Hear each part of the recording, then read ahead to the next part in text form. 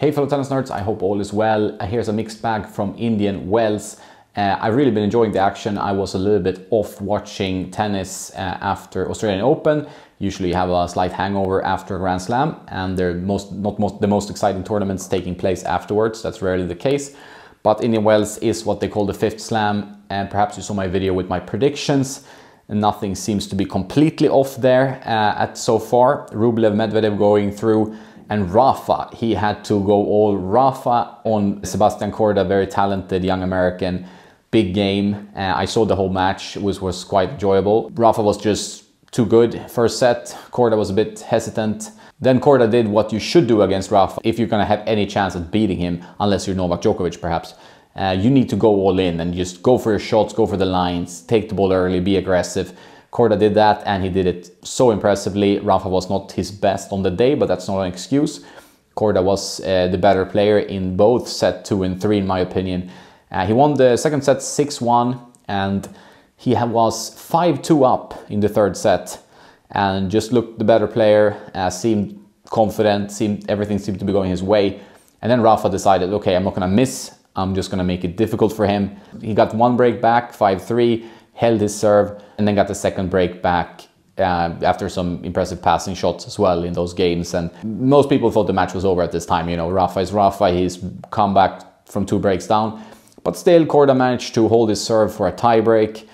But then, despite being down a mini break in the tie break, RAFA was too strong mentally. And that's the whole thing. Like, he won the match. KORDA choked a little bit perhaps towards the end, but RAFA decided that the only way to win a match like this, when you're not playing well, when your opponent is on fire, is just to stay in there and fight. And when you don't fight, you're going to lose 100% of the time.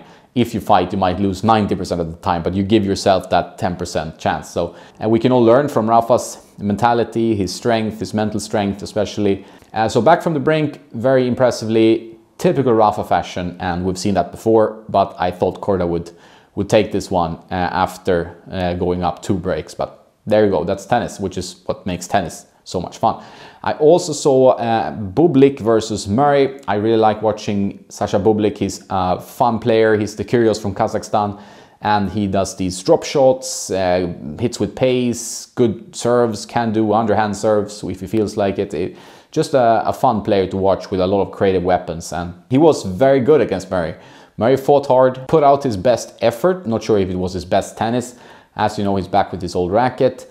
Didn't seem to bother him, and he looked a bit off on his forehand, so maybe he's not just adjusted to it yet, or it was just a bad day, but he looked a bit off on the forehand wing. And Bublik took advantage, and his drop shots just so impressive. Like, these drop shots over and over again, just so much spin on them and so much cut on the ball.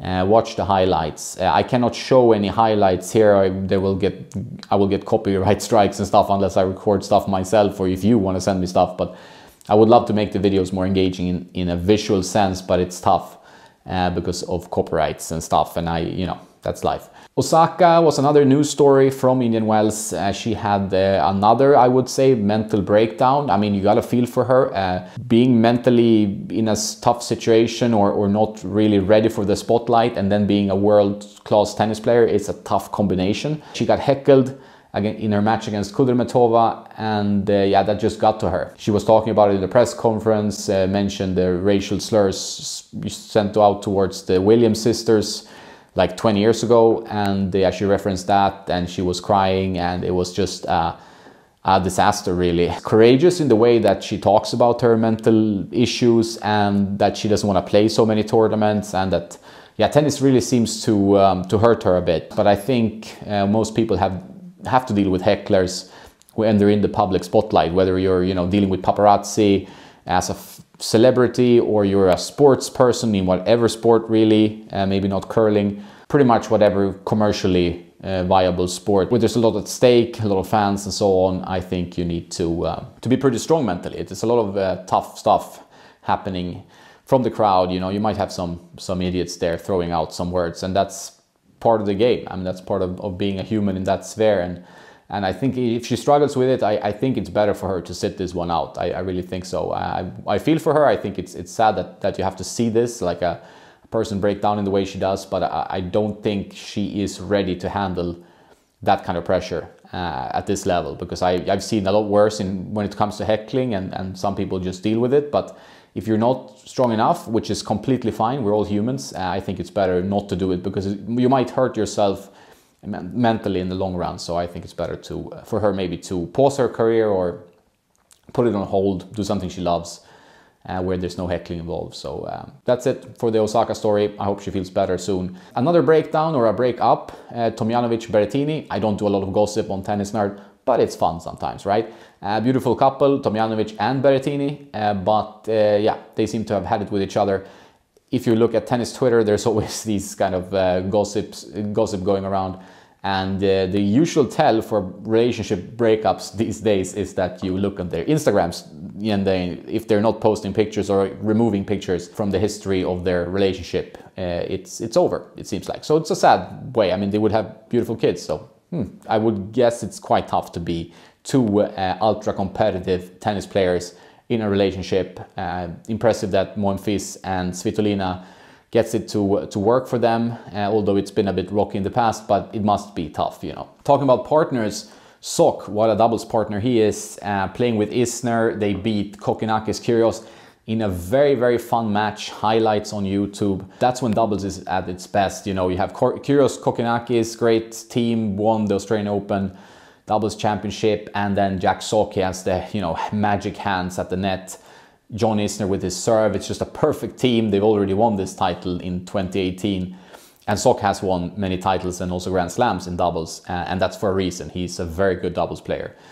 Super fun to watch. Great that the audience came to the match. I'm not a big doubles player myself, but I'm starting to see a real value in doubles from a commercial point of view and for an audience, especially when you have these kind of famous teams. The problem with doubles is that you have these lesser, sorry to say, teams where they're not as well known. If more pros on the singles tour would also play doubles more frequently, and they would get rewarded for doing so, and there would be an extra incentive, I think tennis would benefit a huge deal. So ATP and Grand Slams and so on, make sure that singles players also play doubles. There's enough prize money in it, or some kind of incentive, or they have to do it, whatever. Doubles is a good sport. It shows great entertainment, interesting chemistry within the teams, against each other. You know, it's a great event. So I think they need to put more focus on it. Is that maybe why we're seeing some players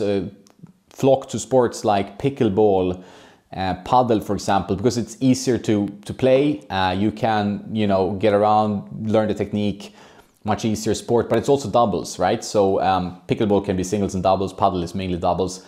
But we're seeing this huge avalanche of tennis players and other people flocking to these sports because they're easier to play and they're a bit more social. So maybe if we can get doubles to become more of an engaging sport, more of a bigger presence in tennis, we can take some of these people back, or get them to play doubles or grow the sport in other ways. Definitely worth thinking about. I've never been a huge proponent of doubles because I'm such a bad doubles player, but I'm starting to see a different trend and a different idea around this, especially when we're seeing Kyrgios, Kokkinakis, Isner, Sock just show that doubles can be such a great spectacle. We've seen it in Davis Cup, we've seen it in other tournaments as well.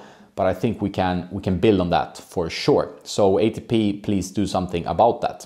Talking about Kyrgios, we're gonna see a fun matchup now. Kyrgios versus Ruud. And if we're talking about Ruud, Kyrgios can be quite rude, as you know.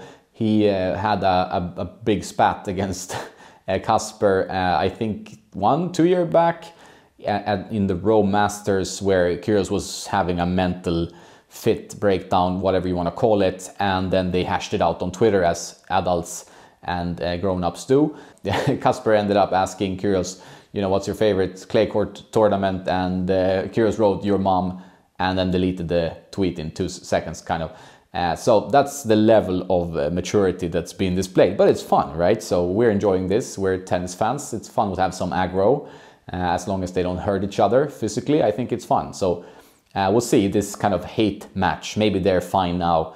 Kyrgios usually switches sides a little bit here and there, you know, like it was with Djokovic. First really hating on him and then sucking up to him a bit more and wanting to to make amends, which is maybe a sign of maturing. So we shouldn't give any crap to Kyrgios. I really like Kyrgios. I think he's a super fun guy to watch. I think he's great for tennis as long as he shows up. So we'll see if they're on more peaceful ground or if they're ready to really duke it out.